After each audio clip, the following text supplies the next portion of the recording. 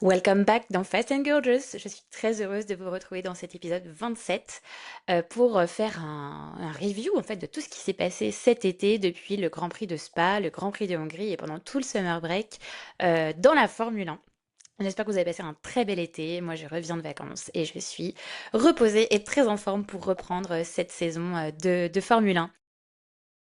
C'est vrai que j'ai pas mal coupé pendant tout cet été pour, voilà, pour me changer les idées. Et donc j'ai repris un peu là ces derniers jours ce qui s'était passé en Formule 1. J'ai bien entendu regardé les Grands Prix, mais j'avais pas fait de récap. Je vais revenir très rapidement sur les deux GP, GP de Belgique et GP de Hongrie. Et ensuite de parler ce qui s'est passé un peu cet été, sur les news qu'il y a pu avoir et mes attentes pour la deuxième partie de cette saison 2025 qui est très excitante à mon sens. C'est parti, on commence. Le Grand Prix de Belgique, eh ben, c'est une nouvelle victoire de Piastri, un nouveau doublé de McLaren avec un podium pour Charles Leclerc. Donc j'étais très contente pour Charles Leclerc. Je trouve que ça va un peu mieux pour lui, même si chez Ferrari, voilà, on va reparler tout à l'heure, mais c'est assez compliqué. Piastri qui a maîtrisé son Grand Prix, Norris aussi, très bonne stratégie. Ça déroule. Beaucoup plus compliqué pour Verstappen, même s'il a gagné le sprint la veille, donc le sprint du GP de Spa.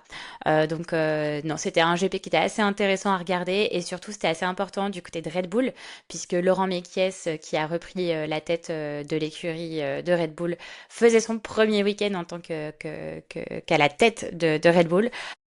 On a vu des mots assez sympas entre Verstappen et Laurent Mekies. Voilà, à suivre. En Hongrie, c'était plus compliqué, notamment sur la stratégie, sur la qualité de la voiture. Et voilà, ça s'est bien passé sur le GP de Spa. Et en Hongrie, on se retrouve à nouveau avec un doublé McLaren, mais cette fois-ci c'est Norris qui remporte le Grand Prix de Hongrie grâce à une stratégie à un seul arrêt. Vraiment, j'ai l'impression que c'est plus la stratégie de pneus qui a permis à Norris de passer devant Piastri qu'autre chose. Mais un super GP, c'était assez intéressant. Il y a Leclerc du coup qui avait la pole, qui finit quatrième malheureusement, mais qui a bien tenu. Enfin voilà, c'était assez intéressant en termes de stratégie. Moi j'ai beaucoup aimé ces deux derniers GP, puisqu'il y avait pas mal de stratégies, beaucoup de stratégies de pneus. Si vous regardez sur Canal+, la Formule 1, les commentateurs, dont j'ai encore oublié le nom, parlaient beaucoup de la stratégie de pneus et je trouvais ça très intéressant sur la dégradation, etc. C'était vraiment, vraiment très intéressant. D'autres faits marquants de la Hongrie, c'est peut-être Aston Martin qui a pas mal fonctionné puisque Alonso a fini cinquième et Stroll a fini septième, donc voilà, ce qui est quand même une bonne nouvelle. Et surtout, bah moi, ce qui est le plus intéressant, je pense, c'est la grosse bataille McLaren pour le titre pilote.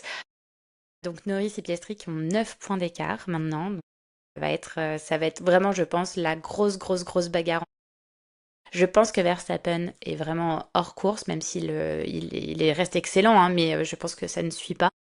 Et même sur le championnat constructeur, McLaren est tellement devant que ça va être compliqué de changer en tout cas l'ordre en tout cas sur les premières places. On a Russell également qui a fait troisième avec un très bon GP. Donc c'est assez beau à voir. De manière générale, je trouve qu'on a une sorte de stabilisation et de montée en niveau des équipes derrière McLaren. Donc McLaren reste vraiment très au-dessus. Et derrière, on a les équipes qui commencent à bien se renforcer. Alors Red Bull, c'est compliqué. Aston Martin, Aston Martin se renforce bien. On a Ferrari qui avance.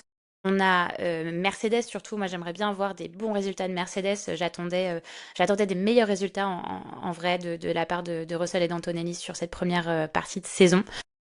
Donc j'attends de voir. Pour parler de ce qui s'est passé cet été, enfin moi surtout ce qui m'a marqué c'est la position d'Hamilton. On en a parlé beaucoup dans ce podcast. C'est très difficile ce début de saison. C'est vrai qu'au début on se disait oui bon c'est les premiers GP et bon là on a vraiment 6 mois qui sont passés et c'est vraiment compliqué. On voit qu'il a beaucoup de mal, soit à gérer la voiture, soit à comprendre la stratégie, soit même à gérer la dégradation. Même si parfois il a des petits éclats, évidemment, parce que Hamilton, bon, bah, c'est le meilleur des pilotes qu'il y a sur la grille aujourd'hui, à mon sens. c'est un reste très difficile. Et ce qui m'a marqué, c'est les gros, les mots assez forts qu'il a prononcés en disant qu'il était inutile et qu'il n'aurait pas dû être pilote de Ferrari. Enfin bref, bon, c'était dit sous le coup de l'émotion. Mais j'ai trouvé ça assez fort. Donc voilà, à voir si cet été ça lui a fait du bien, cette pause de 3 semaines lui a fait du bien. Mais je pense que c'est un des gros points noirs de cette saison 2025, c'est Hamilton chez Ferrari. Pour l'instant, on n'a pas d'éclat. On a Leclerc qui est devant lui, si on compare les teammates. Mais voilà, à voir.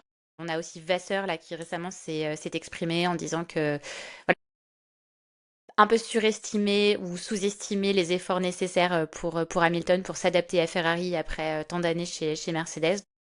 À voir ce qui va se passer. Cet été, pas eu d'autres choses incroyables. Moi, j'ai juste vu la rumeur donc de chez Cadillac, la nouvelle écurie avec bah, l'arrivée potentielle de Perez. Et même, alors j'ai vu cette info, je sais pas si elle est vraie, mais que Horner pourrait être recruté également chez Cadillac. Ce serait assez drôle qu'il retrouve Perez, mais bon. Ça, c'est à voir. Et pour finir, mes attentes sur la deuxième partie de saison. Donc, ce que je vous disais, moi, ce que j'attends vraiment plus que tout, c'est la bataille Piastri-Norris, sachant que moi, j'aimerais beaucoup que Piastri remporte le championnat pilote. Donc ça va être, je pense, le gros morceau à voir.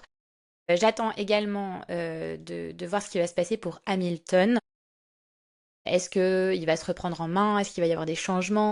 Voilà, on sait que Vasseur a prolongé avec Ferrari, mais comment est-ce qu'ils vont essayer de rectifier tout ça? Du côté de Red Bull, j'attends aussi de voir bah, comment Laurent Mekies va mettre en place les choses, sachant que voilà, là on est en fin de saison, enfin c'est la deuxième partie de saison 2025, on est en fin de réglementation avec une nouvelle réglementation en 2026. Est-ce que les évolutions sur les voitures vont arrêter? Est-ce qu'il va y avoir une stagnation? Voilà, ça va être assez intéressant aussi de voir comment les équipes vont gérer la fin de cette réglementation 2025 et le début de la réglementation 2026. Voilà, pour voir comment ça va évoluer. J'ai vu notamment que Williams arrêterait les évolutions sur sa voiture pour 2025 pour se concentrer sur 2026. Donc, à voir ce qui va se passer. En tant que Française, moi j'attends aussi beaucoup de voir ce qui va se passer pour Adjar. Voilà, c'est un pilote que j'adore, que j'ai adoré découvrir en Formule 1 cette année. Autant son style de conduite que son état d'esprit, que voilà, toute sa mentalité, je trouve ça extrêmement intéressant de le suivre. J'ai vu notamment le reportage sur Adjar sur Canal+, qui était assez marrant à voir. Donc, allez le voir, allez le checker, c'est vraiment intéressant. Donc j'attends de voir ce qui va se passer pour Adjar, sachant qu'il serait présenti pour Red Bull. Sachant qu'il y a eu un changement avec Laurent Mekies, voilà, je pense qu'il y a quand même pas mal de choses qui pourraient se passer. Donc cette deuxième partie de saison 2025 va être très intéressante, je pense. Donc j'ai très hâte d'être le week-end prochain pour la reprise des Grands Prix. Donc on reprend avec le Grand Prix des Pays-Bas chez Max Verstappen. Donc à voir comment ça va se passer pour lui, sachant qu'il connaît évidemment par cœur ce tracé. Et donc moi je vous retrouverai pour ces épisodes de récap de Grand Prix dès la semaine prochaine, donc mercredi. Et entre-temps, il y aura peut-être quelques épisodes bonus parce que je voulais faire des petits retours notamment sur les comparaisons entre les équipiers. Je pense que ça va être intéressant de voir, de faire une sorte de petit état des lieux summer break.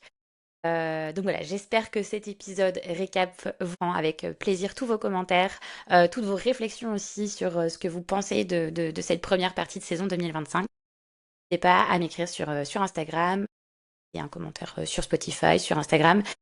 Surtout de nous laisser 5 étoiles, c'est très important pour soutenir le podcast. Merci beaucoup et à la semaine prochaine.